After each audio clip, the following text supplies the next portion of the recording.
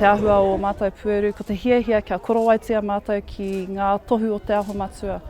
Ana, nā reira, i pīkauria e rātou tērā haupapa, ana e mihi nui ana ki te whānau. Me ngā wāwata, tūturu mō te kotahitanga. Ko ngā here ki tēnei kapa o tātou, o he kapa hau tēnei, he kapa hau mātou.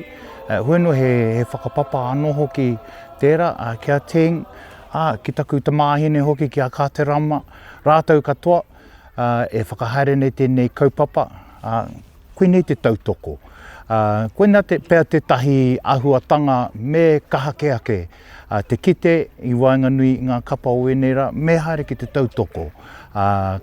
Ka tukuna te ringaringa ki a mātou, ki a tauawhi, i tēnei kaupapa ana ki te mahi piupiu nei, he āmine te kōrero, nā reira kei konei mātou ki te whakatatu.